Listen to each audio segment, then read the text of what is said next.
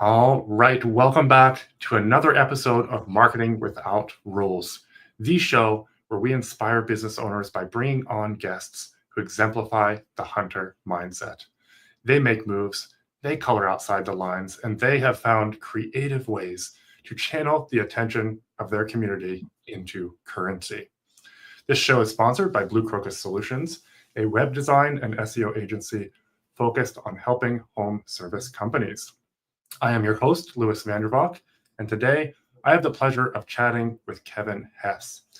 Kevin is a founder of Survivor Junk Removal, a former cancer survivor, hence the name of the business, and a former standout team member at 1-800-GOT-JUNK. He was influential in helping take a franchise location from 800,000 up to 9 million over the course of his stint there. And so he's got a ton of hands-on experience from the trenches of junk removal. Kevin brings a rare blend of corporate insight and entrepreneurial grit, and he's built Survivor Junk Removal from the ground up with a relentless focus on world-class customer service, fair pricing, and building a team culture that works. He's also at least a two-time book author, and he has imparted a lot of his knowledge through trainings where he'll fly out or he'll do virtual trainings with people to help them build their culture and their training. So Kevin, welcome to the show. Awesome to be chatting with you. Hey, I'm glad to be here. It's been a while since we've spoken. It has, yeah. So Kevin actually jumped on my previous podcast, and then we interacted through his training. So he did some training. I jumped in that, and then he was gracious enough to gift me the ability to share that training with our clients, and we built his website in exchange. So it's been fun to watch you on the B2C side, and just learn from you and the stories and whatnot that you've gleaned from 1-800-JUNK. So maybe just give people a quick background for those that don't know you. I said a bit in the intro, but just a quick background on why they should even listen to what you're about to say, or what we're going to chat about today. All right. Well, like you mentioned before, I was with 1-800-GOT-JUNK for about 10 and a half years. When I started there, it was, a small location in Atlanta, one of the 3 Atlanta locations. And, while I was there, $800,000 a year. I mean, it's nothing to sneeze at. It's pretty decent, but it was still small in size. They only had about 4 trucks and a couple routes. It was, for me, it was, going in there as an operations manager was a fairly easy job, coming from my background. And, over the years, it just was kind of a slow creep. We thought we were doing great. The first like 7, 8 years, that first 7 years, we went up from that 800,000 to 1.5 million, and we thought we were doing great. And, we were really rocking and rolling. We were doing year over year great numbers and everything. And then, like you mentioned before, everything kind of changed for me after I was diagnosed with cancer.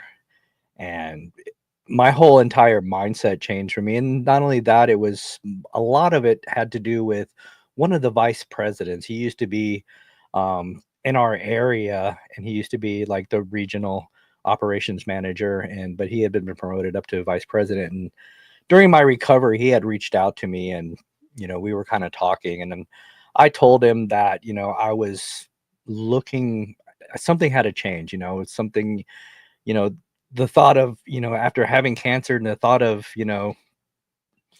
going away without having that legacy behind me, it was a little scary. And so I asked for his advice, and I asked him to give me some honest, candid feedback. And he told me, Kevin, you're probably one of the best managers that we have in the entire system. But my honest feedback to you is you're not a great leader. And to me, I thought that was kind of weird because, I've been in management for over 30 years. And really, I didn't know the difference between being a manager and being a leader.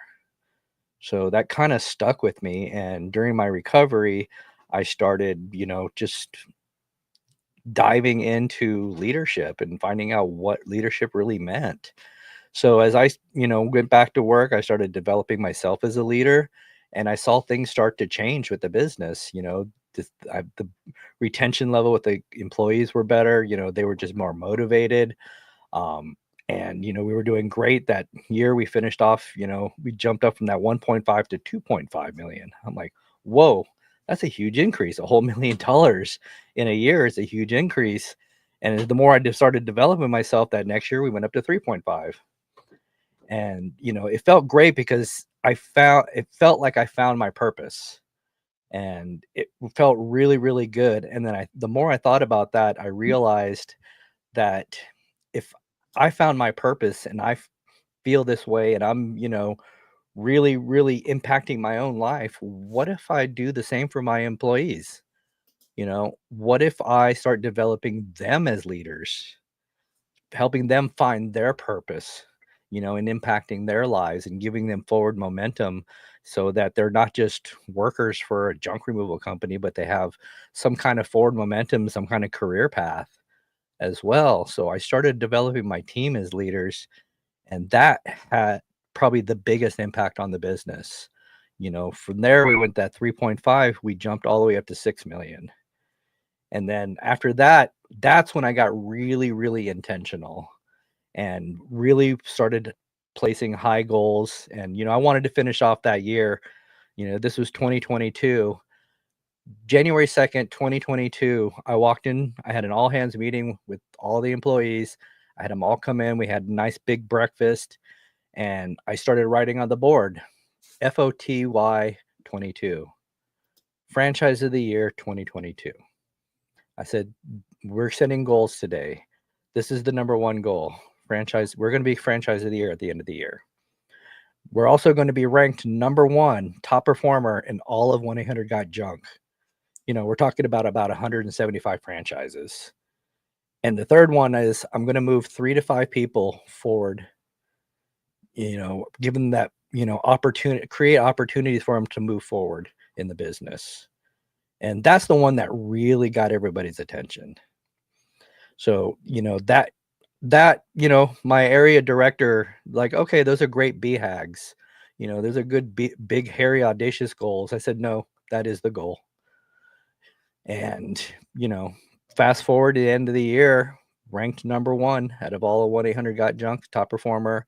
We got the Franchise of the Year, and I had maybe 7 or 8 people move forward to, other locations as trainers, operations managers. I had a few go to general managers.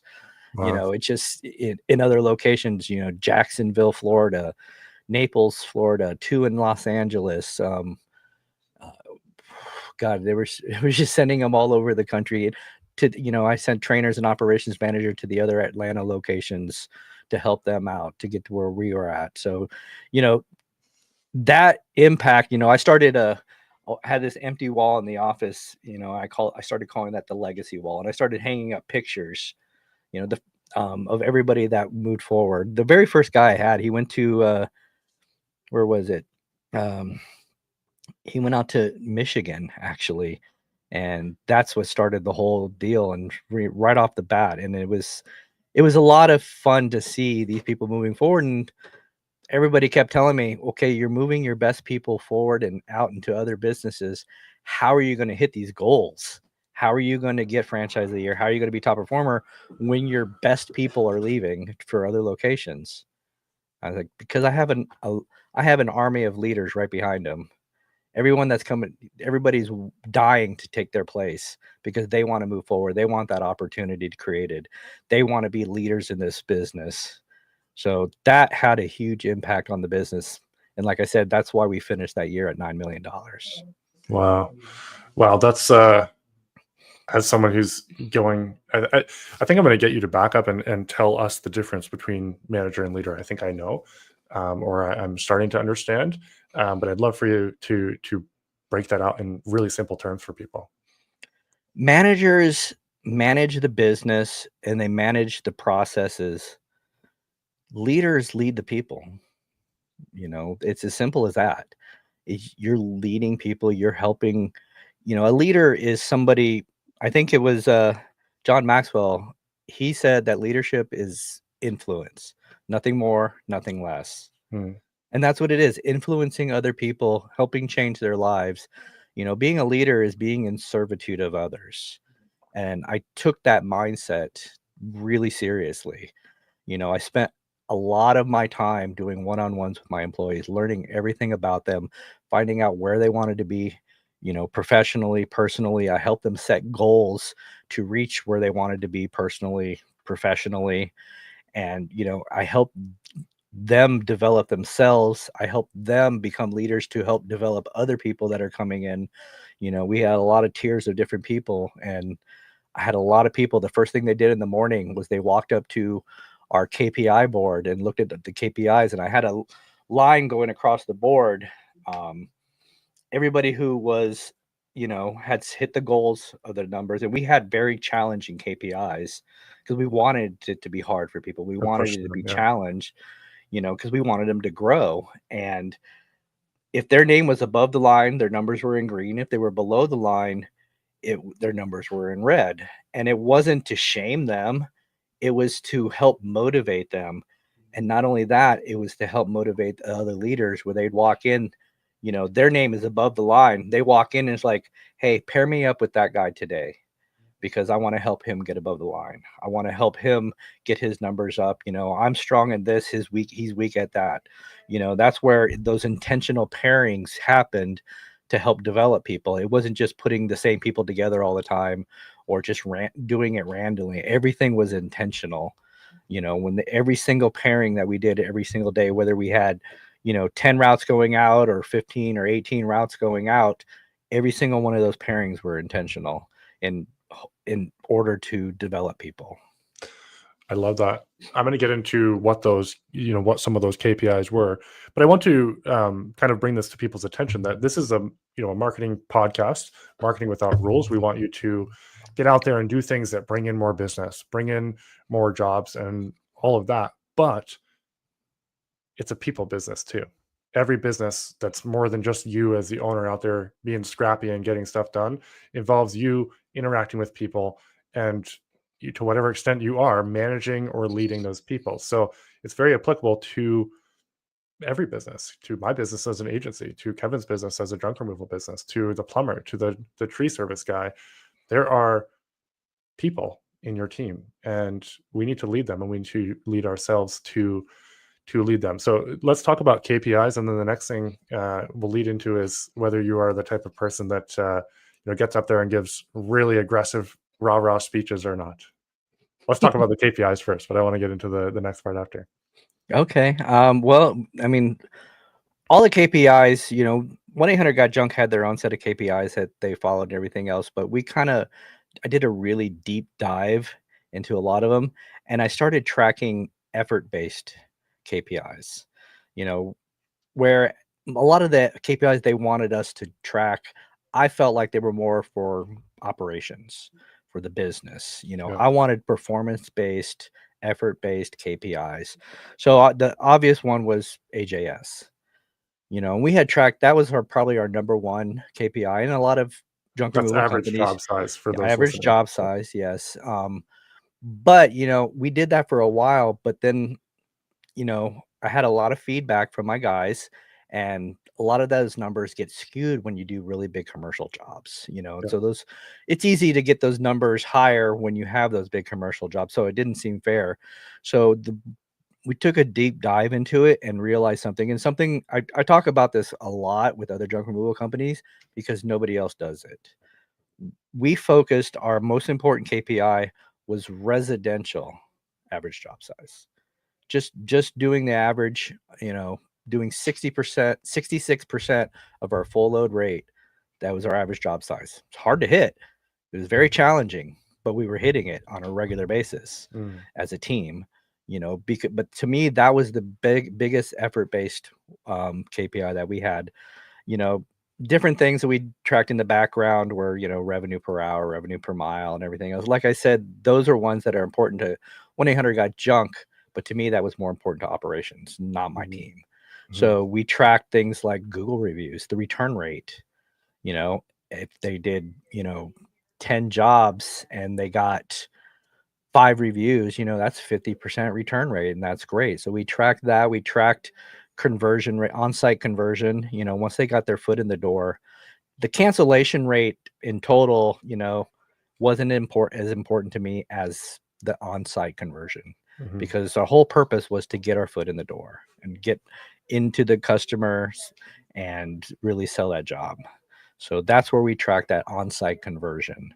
And believe it or not, would you believe me if I told you that we averaged 95 to 96% closing every on-site job that we put our foot in. I would, because I know you now, but that's crazy. Yeah, That's very high. 95 to, and the goal for 1-800 got junk was about 78 to 80%. That was the goal.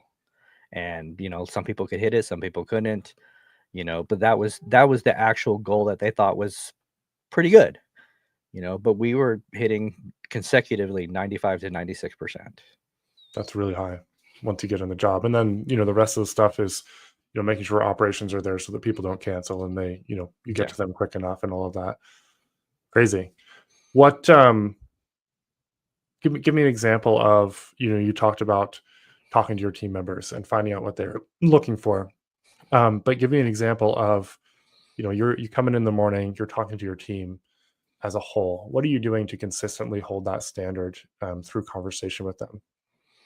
Well, we had a morning huddle every single day. It was important. It was non-negotiable. We had a morning huddle. Everybody'd come in. We'd have a quick huddle. We'd talk about the numbers from the previous day. If we hit our goals, we went through every single number. If we didn't hit the goals, what could we do? What could have we done to hit it? And then we'd set, I'd have the team set the goal for the day. We had a formula. We knew how many jobs we had that day. We knew what our percentage was for same day add-ons, and from there we set a goal of how much revenue we're going to bring in that day as a team.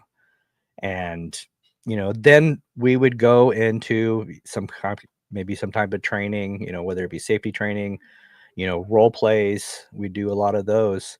And the funny thing is, after a while my voice became stale in those meetings. And the funniest thing happened to me one day. I had a bad cold, had no voice at all. So I asked one of my guys, I said, "Can you run the meeting this morning? I can't talk." He's like, "Yeah, sure. That's great."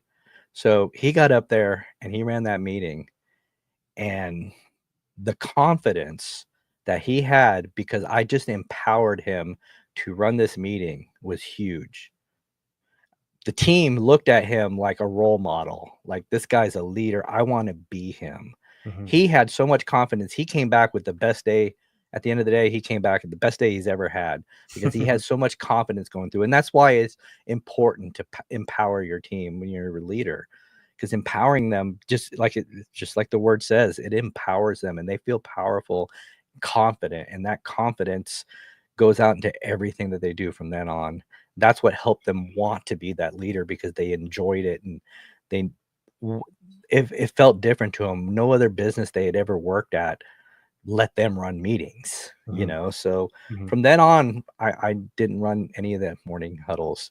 I might say something every once in a while, but because my voice was no longer stale, when I did speak, it had more impact. How It did was you know more when your voice was going stale? just because everybody, they're in the morning just laying back, listening and just going through the motion, where and it's just hearing the same person over and over every single day, and it just got boring. Yeah. But having somebody different up there every single day, from the higher tier, the senior guys to guys that had been there for a couple months. Imagine being at a job for a month and then, running a meeting that felt important to them. Yeah. So, and the whole team really was engaged, and they got people, setting their own goals for the day. It just helped the team be engaged and created a lot of buy-in. Yeah. Yeah, 25K, what were you doing? 25 to 30K per day was goal at that No. last year? God, we were hitting probably between 50 to 70. Yeah. Okay. A Okay. lot. It's funny because a lot of businesses, they're when they're in junk removal, that everybody's dream, they want to hit that $1 million mark.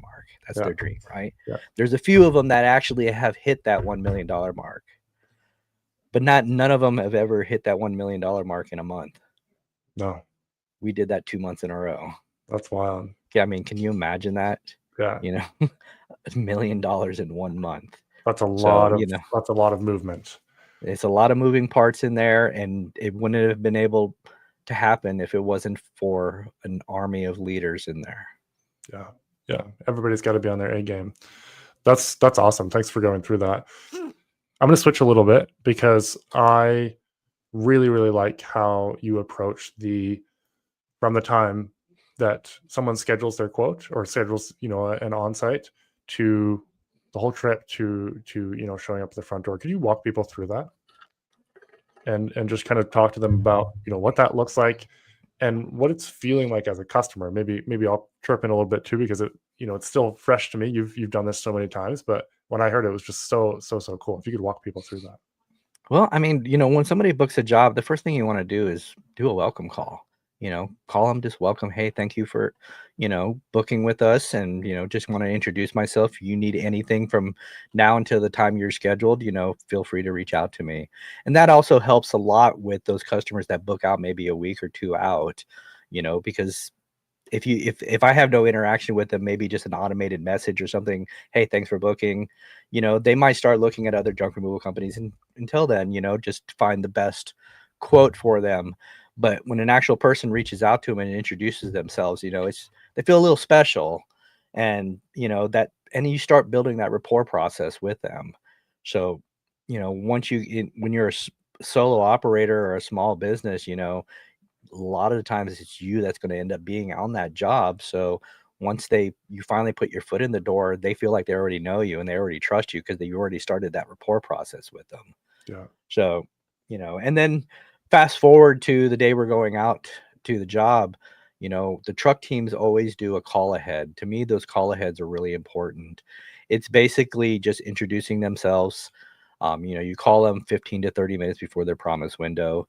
You introduce yourself, you make sure just little things like, hey, hey, this is Kevin from Survivor Junk Removal. I'm just calling to confirm your appointment today between this time and this time. And then just little things like, I know, you have this and this going out today. I just wanted to let you know that we are fully licensed and insured and we can go anywhere in your home. Then I started listing off places like the basement, the garage, crawl space, attic, backyard, shed. Shed is my favorite because people always forget about all this stuff they have in their shed. Yeah. But to me, this is what I call FMJ. It's trying to find more junk, before I get on site, and kind of plants the seed in there, because a lot of times what they're working on is just a project, especially the single items. If you're in junk removal, you understand that a lot of people hate those single items, just a sofa or just a mattress. To me, those are challenges because I know that 99% of the time they have more junk. This is just a project they're working on. That's all they're thinking about. So if they have a sofa, like, oh, you have a sofa today, just letting you know we're fully licensed and go anywhere in your home.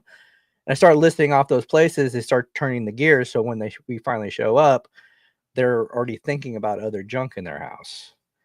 We could be like, oh yeah, why, I know you're just picking up a sofa today, but while you're here, my husband's been procrastinating about cleaning out the basement for the past like 9-10 months. you know is there any way you could take a look at it while you're here? Absolutely. So I might go in there for a sofa and then walk out of there with a truck and a half of basement junk. So it gets those gears turning before you even show up on site. And I'll finish that conversation off. I'll ask you where's the most convenient place for us to park, because it shows that we're being considerate about their property. Just little things like that. But then what I'll do is I'll ask them, hey, I know it's early and everything else, we're going to stop and fuel up before we go out there. You want us to grab you a coffee on the way? And most of the time they say no, but just the fact that somebody did that, carpet cleaners, gutter cleaners, contractors, they're not going to ask to bring Yeah. you coffee. It's the little things like that starts building that trust and that rapport with the customer and building that relationship. On a hot day like today, we're 96 degrees out today. Hey, I'm on my way. I'm going to stop and get fuel before we go there. You want me to grab you a cold water? I know it's really hot outside and you've probably been out there working in the garage trying to get that stuff ready. Just that being considerate like that is just, it's a wow moment for them. Yeah. Yeah, a dollar or two for a water or a coffee goes a long ways. I remember the first time you told me that, it was just like, man, that is the bee's knees right there. And it works I for anybody. Kevin's talking specifically from his experience in junk removal. It Yeah, works and for anybody. Yeah, I go. told that to a guy out in I think in the Boston area, but he texted me. He's like, "Hey, I took your advice and I offered to get him a coffee on the way. They said yes. What do I do?" I'm like, "Get him a damn coffee." Yeah. Yeah, that's but again, this is junk removal specifically, but plumbing. Anybody that's going to someone's Any house, plumbing, Yeah, roofing, any tree service. home service, they're not used to that, type of wow service. With most home services, it's all about being transactional. Yeah. And that's the problem, and that's why a lot of people, miss out on closing those jobs is because they are going straight transactional and not actually building that relationship with the customer. Yeah. And that's the important part, whether it be in junk removal, carpet cleaning, gutter cleaning, it doesn't matter. Any home services, building that relationship, because you can spend thousands and thousands of dollars on marketing and advertising, but the real bread and butter is always going to be those repeat customers and those referrals, referring to their friends, their family, their coworkers. Can you share any examples from you or from anybody that you've taught where they've implemented it and seen a change? Implemented what? The Implemented, I mean, any part of it, but any one of those little touch points along the way, and they've noticed a change in the number of jobs that they book, or just overall.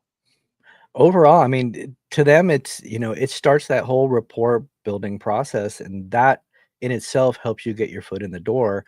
And it's night and day from when you show up. A lot of people in home services, somebody shows up, they're like, okay, what are they gonna do? They're gonna charge me a lot of money. They're thinking about all the money that they're gonna have to pay. Just give it to me, get it over with, rip the band-aid off. Whereas when you show up, you already started building that rapport and that relationship with the customer, they're actually excited to see you. They're actually, you start that rapport with them and it builds trust. And people buy from people they trust. It's as simple as that. Yeah, And, if I'm walking in there, "Hey, how you doing? I'm Kevin. Where's your junk?" That there's no trust there. They're like, "All right, well, they're on they might." guard from the minute you They're walk in. on guard, exactly, and, it could be very well be that, I might get the job just because they're desperate, and they have to get rid of it, and I'm already there. You know, Sometimes they're gonna say no, they're gonna make some kind of excuse, I have to talk to my wife, or, I'm still calling other people, or, sometimes they'll tell you straight up, "Nah, it's just too much money." You know, a Price is only an issue in the absence of value, and it's all about establishing value and about you and your service. You talk about that a lot. Can you go deeper on that? So I've come there, or you've come. You're going to serve me, and I'm like, man, Kevin, that's crazy. Like, Yeah. I have no Well, idea when why I show someone. up, like I said, I'm not going in there and being straight transactional. I'm going in there asking about how your day's going. I'm gonna, be observant, look for their interest. Maybe they have a beautiful home, and maybe it's the wife and she's the one that's decorating. And start talking about how beautiful the home is. That starts building that rapport with them, and just that small talk. Maybe you see they're into sports. I'll start talking about sports with them. The best is their little fur babies, their pets. That's always a great conversation starter. But I'll talk to them until they bring up the junk. I won't bring up junk until they do. But, that's the relational rapport. Then you get into the relevant rapport, finding out why they're getting rid of the junk. That's the important part. If I can find out why they're getting rid of the junk, I can find those value keys, and then I can cater a solution to them. They have a specific challenge. I'm going to cater a specific solution to them. Maybe they have a bedroom that's just been accumulating. They've been storing stuff in, and the wife is due to have a baby in like 2 weeks.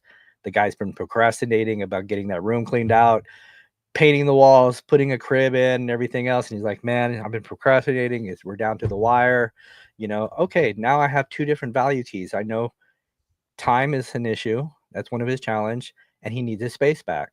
So now I'm catering my solution. I'm not just giving him a price. Okay, it's going to cost this much to do it, and then just sit back and wait for his answer, because he's thinking about is the price at that point. But if I cater the solution is like, okay, it's going to be this much volume, it's going to cost this much, we're going to get this whole space cleared out, it's going to take us 30 minutes, and by the time your wife gets home, you're going to already have started painting and building that crib, and she's going to be so thankful to you. So now he's thinking about the value instead of the price. And he's like, hell yeah, let's do it. Yeah. Yeah. What are some other, that's a solid key there. What I heard there and what I've heard you teach on and seen you teach on is you're talking about, this is what he needs, and I've asked him the questions to get to know him. He's comfortable, he's letting down his guard a little bit. We're talking about, oh, you guys are having a baby, that's exciting, when's it due? Yeah. And then you're starting to pull those keys out. What are some other keys? Time, taking care of his wife. The biggest three that value keys that are important to their customers are time, space, and effort. They have time, they have busy lives, kids soccer practice, piano lessons, bake sales, full-time jobs, just they don't have time to do it themselves. Their weekend is spent running kids, running errands, getting groceries. It's just they don't have the time to do it. Maybe they need their space back. Maybe the garage is full and the wife just got a brand new car and wants to start parking in the garage, but all that stuff's in there. Or maybe the basement is full of, they've been storing stuff, and brother-in-law is down on his luck, got divorced and needs a place to stay. You clean out the space for him and you give them their space back. Or effort, maybe it's a single mother or an elderly couple and they have big heavy furniture. Okay, well, we got two strong guys here to take care of you. So finding out if it's time, space, or effort, and then establishing the value and cater a solution to that challenge is what they're looking for. It kind of reminds them of why they called you to begin with. They deep in their heart, they know they called you out there to get their space back, but you just reminded them of that, because they can't think of anything else once you give them a price, and you just sit there and pause and wait for a yes or no. Just You're just driving home exactly what it was that they it's wanted. just reminding them, hey, you called me out here to get your space back, and I'm going to get you your space back, have this all cleaned out for you. I'm going to sweep the whole area when I'm done. Sometimes I'll even joke when I'm cleaning out a garage, I'm like, okay, so what are you going to do with this space? That's a good place to hang up a disco ball, or put a bar over the corner. I'll just joke around with them that, but it kind of paints that picture to them, well, what they can do with that space now that they have it. That's huge. That's huge. That's so insightful. And I say this at the end, guys, but I'm going to say it now. Go back in, implement a couple of those things, whatever home service business you're in, implement a couple and let us know how it worked for you. Kevin, I'm going to do a little bit of a fire round now. What is your favorite tool in the truck right now? My favorite tool in the truck? It's always got to be the four-wheel dolly. I just love that thing because, a lot of times, or even my hand truck. But I recently got rid of my wheelbarrow and got this big utility wagon that makes it really, really easy. And the sides fold down, the back and front fold down, so it can be a flat cart. It's very great. I did a huge demolition construction debris job the other day. It was all the way in the backyard. It was a long walk. And, in a wheelbarrow, that would have been small amounts each time. But this thing, I was able to stack really high, put a bungee over it, and wheeled it. It was 109-degree heat index outside, and it just made it a lot quicker, easier with these big wheels on it. That's suddenly becoming my favorite tool in my arsenal. I had just gotten it a couple months ago, and I haven't been able to use it yet. And that last Friday I used it, and it was made my life so much easier. You're a bad man working out there in that 109 degrees heat. What's the best way to earn a 5-star review without saying, please leave us a review? Plant the seed. When the first thing I do is on the back of my price sheet, I have this simple little thing with some pictures on it, just kind of, I'll kind of show you an example here. It kind of explains my service very simply for people to understand. Before I start going into prices and stuff, it's just a little piece of paper with some icons on it, right? Oh, that's great. I love it. And I let them know, I'm like, because I ask him, have you ever used a service like ours before? And it's usually no. So I'll explain to him. So basically, and I'll point them out as I go. I just walk through, take a look at everything you have, give you a thorough evaluation, give you a free estimate on the spot. If you're good with that, I can get started as early as today. And if at any time I'm not giving you a 5-star service, just tap me on the shoulder and let me know. So I Huge. planted that seed so that when I'm done, they know that there's going to be a Google review involved. Yeah. So they that seed is already planted and they're expecting good service at that point. And when they get it, they're really happy to give it. Yeah. After I collect payment, I hope I gave you a 5-star service today. Oh, absolutely. Do you have a link to your Google reviews? Yeah. Yeah. I love it. Yeah. You're planting the seed all along, right from the start. You're giving them Yeah. a 5-star service when you're calling them in advance, when you're calling them on the way, when you're, showing up. That's huge. The other thing I noticed there is, and this is true for any home service company, we've had to employ a few over the years. We've got 4 kids. It's crazy. I can't do everything that I used to around the house and run a business. And so, let's say we've got cleaners in, or a plumber, or someone to come take care of stuff around the house. Or my wife has not, in some cases, used those services, and so she's not really sure how it all goes. Sometimes I'm not sure how it goes, what their plan is, what the specific company does for that specific type of service. And so you said there, I lay out exactly how it's going to go. You just icon by icon on the back of your paper, you lay it out. They have the comfort now. Okay, all right, I can go do this thing while he's working, or I can, I don't have to stick around for 3 hours. They're not going to take that long. You've laid it out for them. They know what's going to happen. That's a big unlock that I think every business could use from, Yeah. someone And I'll selling give you websites. Yeah, go I'll ahead. give you an example of that. My back deck was a really small deck and it was falling apart, and I needed somebody to come in and build a new deck, just rebuild it. And then I had built a smaller deck at the bottom, and I just wanted to redo that deck and put some stairs down to that other little deck that I had built. And that's it. I had 2 guys come in to give me an estimate on it. Are like, all right, so it's going to cost this much. I'm like, whew, that's really expensive. Then I had the 3rd guy come in and he said, well, this is what I'm going to do. I'm going to build it. I'm going to put it out this far. I'm going to build stairs down to another deck. I'm going to get rid of that deck that you built. It's a piece of crap. We're going to do it, and we're going to extend this out to your pool. Man, wouldn't that look nice? Imagine this going straight to your above ground pool and just kind of halfway wrapping around it, and then having stairs going down where you can put your grills down there and everything else. I mean, he's painting this whole picture and I'm visualizing the whole thing. And I'm like, yeah, I like that. He painted this picture, and it ended, this is something that's going to be double the price of what I already had budgeted. And I was like, yes, do it. Yeah. Because he painted that picture for me and I was able to visualize, he knew my challenge, and, he knew that, I wanted something to enjoy my backyard and to enjoy I had just put up this above ground pool, and it was basically going to be stairs going down to this deck and then stairs going up to the pool. And, but he just gave me this whole vivid picture of what it could be. And to me, that was everything.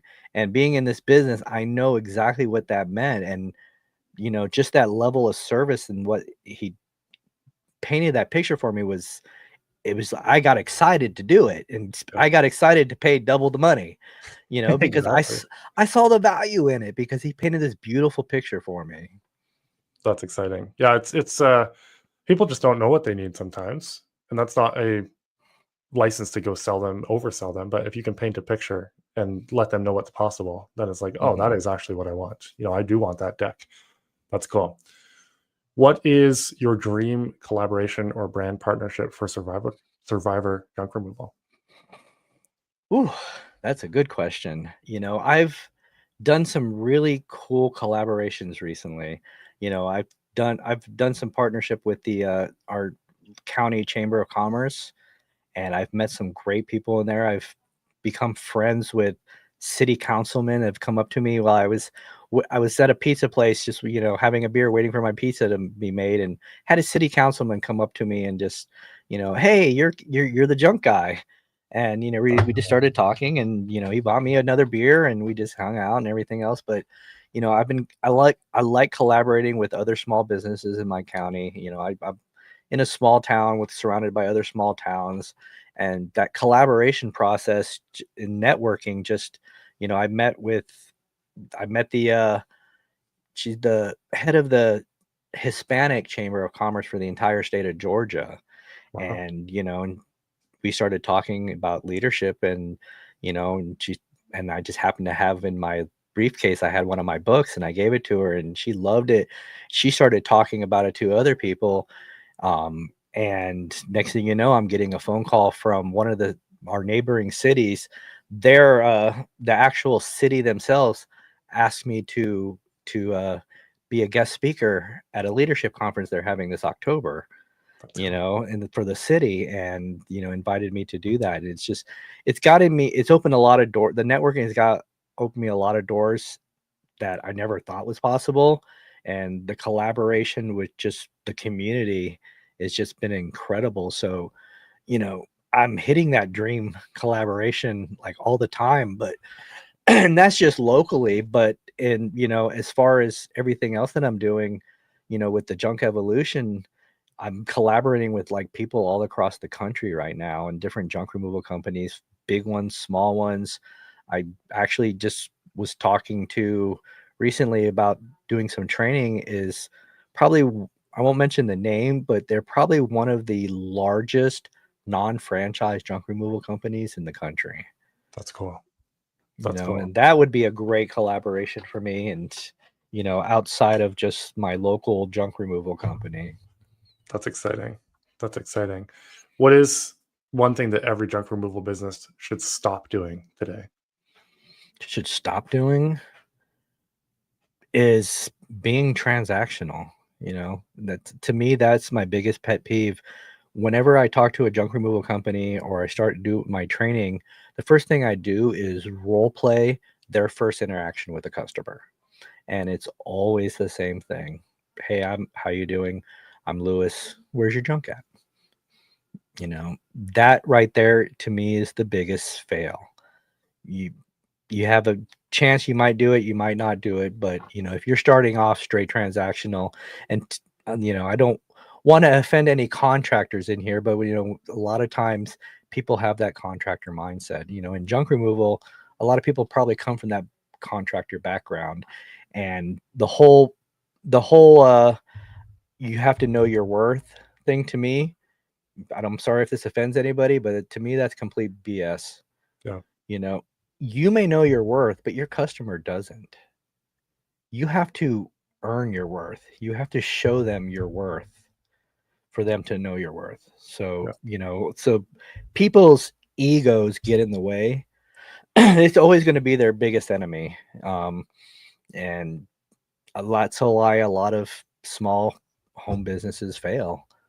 I actually have a good friend of mine from high school is getting ready to start a home business, and I'm going to meet with him. I might actually drive up to North Carolina just to hang out with him and help him, because that's where a lot of home businesses fail. It's just that their ego gets in the way, and that whole, I don't move my truck for under $1,000, or, I don't travel outside of my, 5 mile radius, or stuff like that. To me, that's fostering a culture of excuses. And I think that their ego is always going to be their biggest enemy. And I think people should really think about that, because any of the junk removal companies or home-based businesses out there, the ones that are making seven figures already, they've put their egos away. They're still hungry to learn. They realize they don't know anything. They know that what got them here will not get them there. And they're ready to evolve in order to scale. And that's what a lot of people don't understand. It's their ego is going to keep them plateaued forever. It's brutal. Yeah. That's every business, agency, home service, you name it. It's Yeah. huge. We talked a bit about your books at the beginning. Talk about your books and junk evolution. You've got 2 books out now. I see one of them Yeah. there behind you. The other one, I Yeah. think, is cut off in the screen. We might see it Yeah. here really quickly. Yeah. No, my first book, is Leading with Purpose, Inspiring Growth Culture and Building a Visionary Team. That was my first, that's something that I wanted to create for my legacy is, I always wanted to write a book. And, as much as I've learned about leadership, I wanted to put it in a book that would help other people. Yeah. And just really narrow it down, no fluff, straight to business. Well, when I first released that, and I had posted it in one of the Facebook groups, and the first thing that somebody commented on was, "What does this have to do with junk removal?" I'm like, "Well, technically everything if you want to, grow your business and you want to be a good leader and everything else." But I kind of thought about what he had to say, and I was doing something, and I had Googled the word leadership, and I posted, images. And what I saw was people in suits and ties sitting in boardrooms or conference tables, sitting at a desk. So I can kind of understand why a lot of people in the blue collar industry don't think about leadership. It doesn't seem relevant to them. And that really kind of hit home to me because they are missing out on what leadership can do for their business. So that's when I came out and I started writing my second book, which is Leading with Grit. It's purpose-driven leadership in a blue collar world. And it's really like easy to read, no fluff, no BS, straight to business, so that any blue collar person can understand how to utilize leadership in their business. Yeah. And I wanted it to be, non-corporate, and you just blue collar guy to blue collar guy type deal, so that it's easy to understand. I love it. I love it. Well, I've been privileged to be on the sidelines as I watch you communicate with people in the groups. Been privileged to watch your training, chat with people that have gone through your training. Um, you're changing lives. You're leaving that legacy, that you talked about at the beginning as the whole reason you got started on your journey with, really diving into being a leader, not a manager. Mhm. And you've inspired a lot of people. You've changed a lot of people's lives. So appreciate you coming on here, Kevin. Appreciate you sharing that. And where can people find the books aside from Amazon? Do you have them listed anywhere else, or just go to Amazon? Yeah, I have them on my website, thejunkevolution.com. You know, I started that to help and give support to other people that, and it's more than just junk removal as well. It could help a lot of home services. I have a pro tips blog that every time I see somebody post a question that they're struggling with, I'll write a blog about it. I've got about 60 blogs right now, 60 plus blogs. I have Besides that, I have different documents that people can use, different trainings. You know, I have my leadership books. I have different forms that they can have, utilize for free. I have a Chat GPT playbook that people can utilize to help run their business. I've kind of done a lot of research, but I also have my training programs. Besides, when we first spoke, we were talking about my on-site experience training where I was doing it live with people and everything else. I actually evolved that and created one that people can utilize to train their teams, Very cool. so that it's just, it's not just a one-on-one, Google Meets call, and it's something that they can use for themselves as a solo entrepreneur, or they can use it to train their actual teams, and then, I saw a lot of people that have bigger businesses. They have operations managers. They can't figure out how to structure that position. So I created an operations manager training as well, that really dives deep in that, creating standard operating procedures for people. And I'm trying to get on that higher end, trying to cover all bases and give resources to whatever tier they're on, whether it be beginning, whether a mid-sized junk removal company, large size, I'm trying to get something for everybody to help and get that resources all in one place for them. Well, you've gone from mid-size to mid upper end of what most people are at to well above what most people are at. So you bring the experience. Yeah.